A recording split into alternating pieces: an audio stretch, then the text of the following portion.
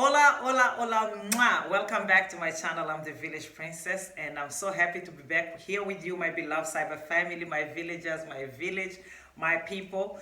Thank you so much for the support. If you've been part of the family, thank you for coming back. And if you're new, you are definitely welcome. We are dysfunctional family, but one thing is for sure, we have lots of love to give, and you can receive some love from us. Me, them, you, everybody has love to give. I have a story for you, and I hope you do enjoy the story.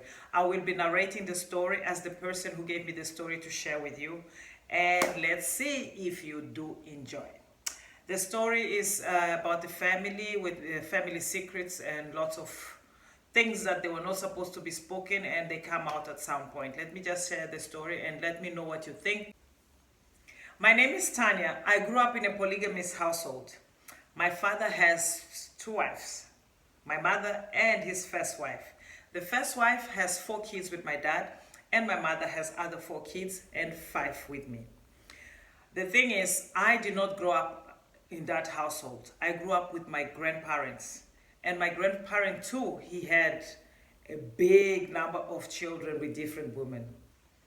So, growing up, I always wondered why I didn't have my father's surname on my documents.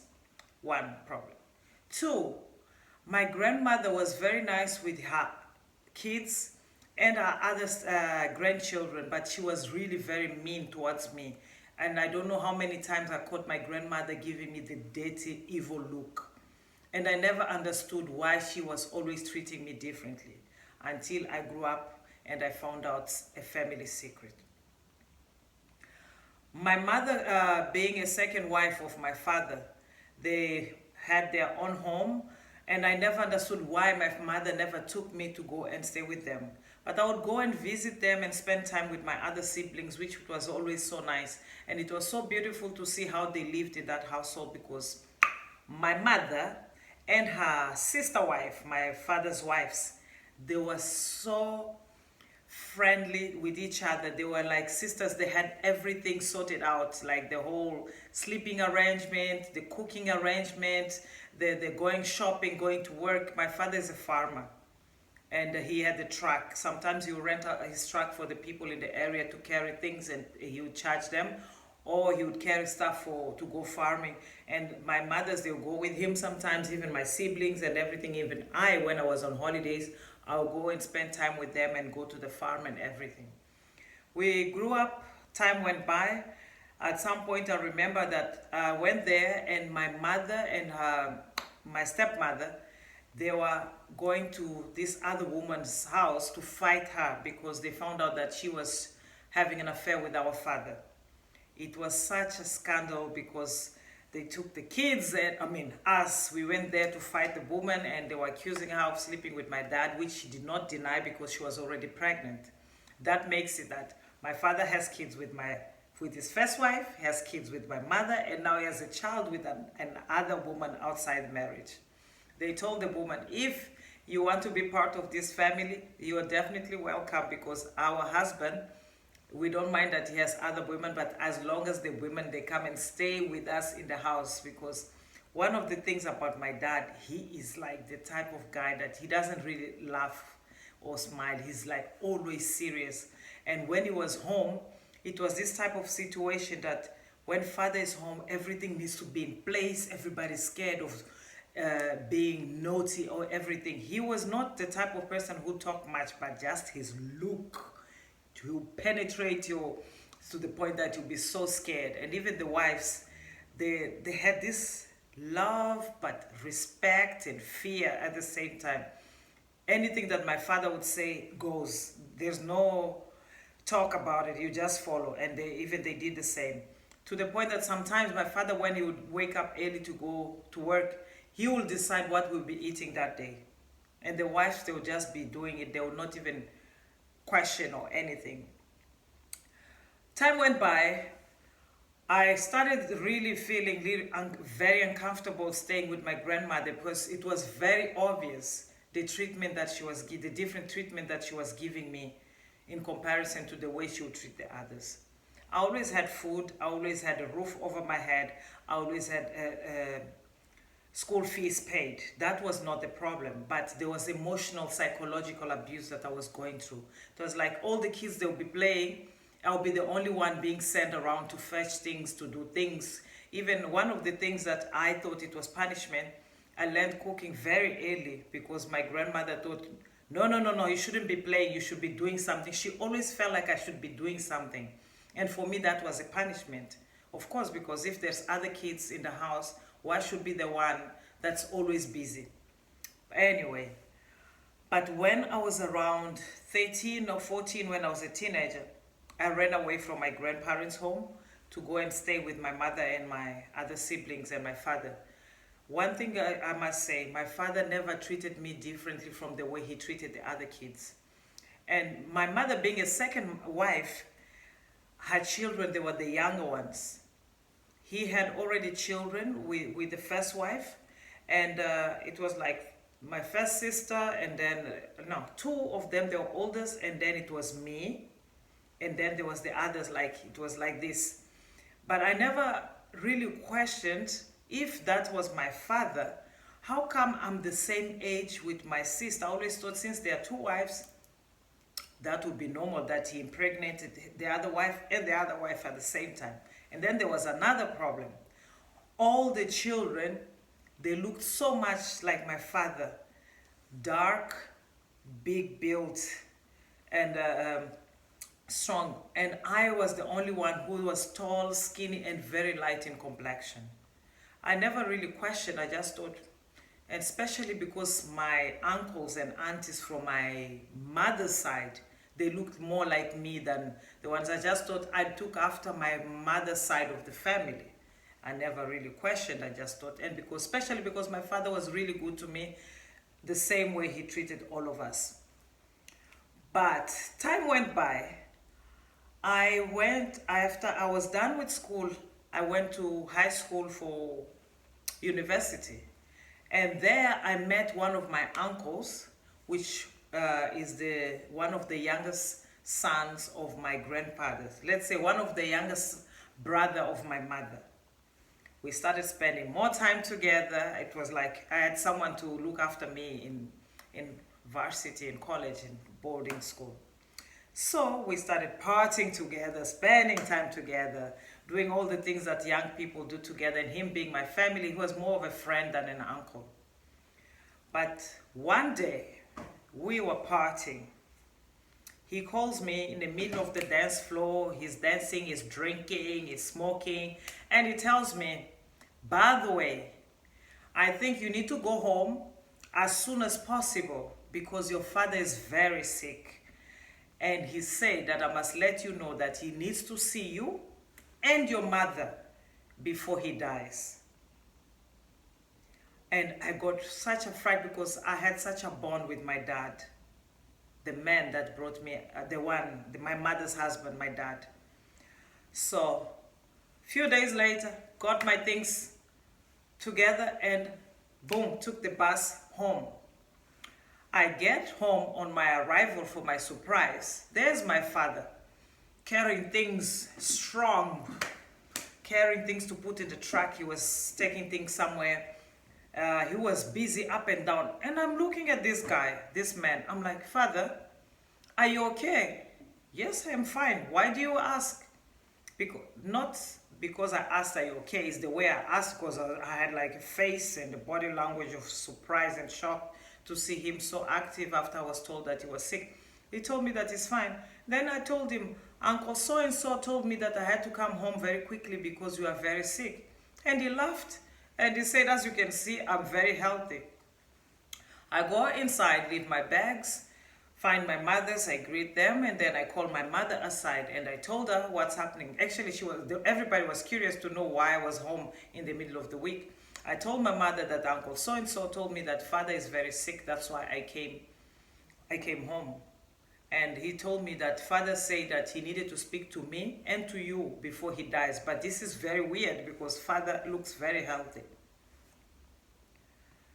And I stayed, and then she was like, no, I think that guy is crazy or whatever. And then I explained to her we were partying, dancing, and I was like, maybe he had too much to drink. But and then I took the phone and called my uncle. Uncle, what was going on with you? How come you told me to come home because my father is sick and now I'm here and my father is healthy? He's like, oh, hell no. Didn't your mother tell you? What? Our father. I didn't say your father. I said our father. He's the one who's sick. And I'm like, our father? You are my uncle. There's no way that your father is my father. It's like, ask your mother. The man you call grandfather, he's your father. He's not your grandfather. I got blood rushing over my body uncontrollably with that news, because the way he was talking to me so naturally, he was breaking big news to me, but he was talking to me so naturally. Our father, your mother, she needs to tell you the story, because our father is very sick and is about to die, and he asked to see her and you just to clarify things before he dies. You must ask your mother to tell you the whole story, because the whole family knows about this story.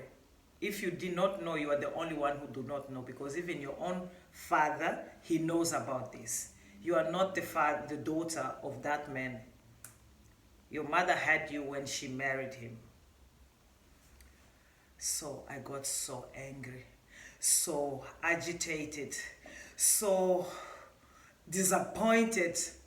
And I went straight to my mom. Mom, he was still on the phone. Is it true what he's telling me? And then she just grabbed the phone and moved away, and she started talking to him. She was shouting at him, and then she was just, yes, no, blah, blah, blah. Then she finished talking to him. She put down the phone and she told me, I do not want to see you anywhere near that man. That man is evil. And anything that he's telling you is not true. And do not go to your grandparents' home. Just go back to school and we're going to sort it out.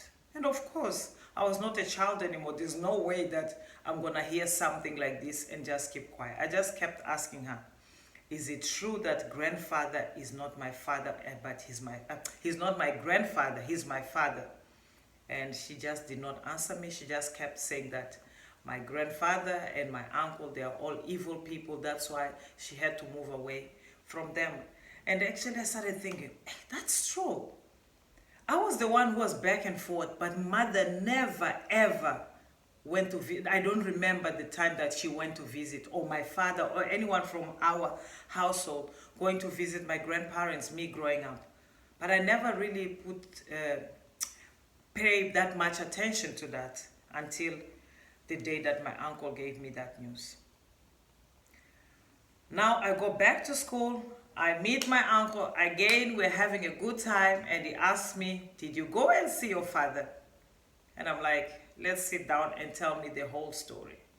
So when he told me that my mother, I don't know if she was molested or she had a consensual sex with her father, but something happened in the family whereby my mother ended up becoming pregnant from her own father. My grandmother found out about that, chased my mother out of the house. My mother was on the streets. She went to friends at some point. My grandfather went to fetch me, the child, took the child back home, and my mother had to continue with her life. And so that's the reason that my grandmother did not like me, because she knew that I was not her granddaughter. I was her father's daughter that had with the daughter that she had.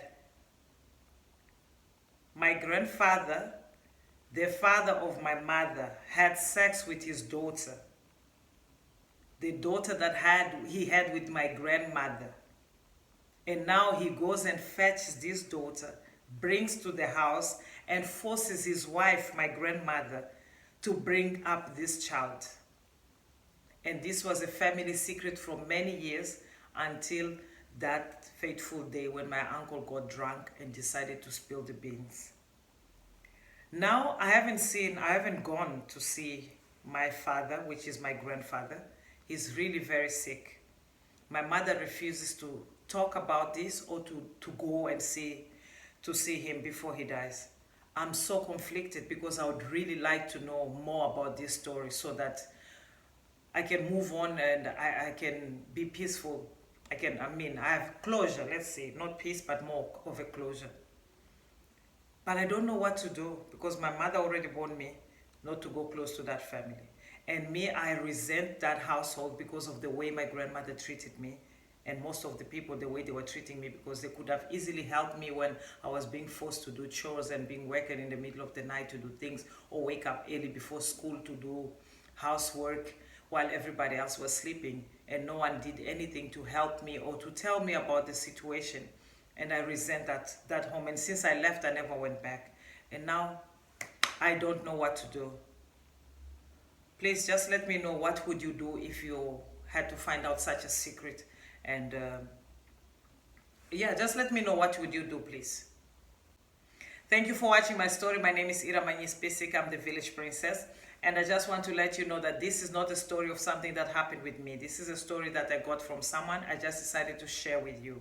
I'm definitely against domestic violence. I'm against child abuse. I am against incest. But these are real stories that are happening in our society. Some people, they keep as a secret. Some people are comfortable to talk about so that we demotivate the perpetrators. We need to talk about these uncomfortable topics so that the perpetrators, they are not motivated to continue doing what they are doing. Let's talk about it. Please let me know what you think about a story like this down below. Comment, comment, comment, and don't forget to share my stories. On this note, I will have to say goodbye. Goodbye. See you on my next video. Ciao.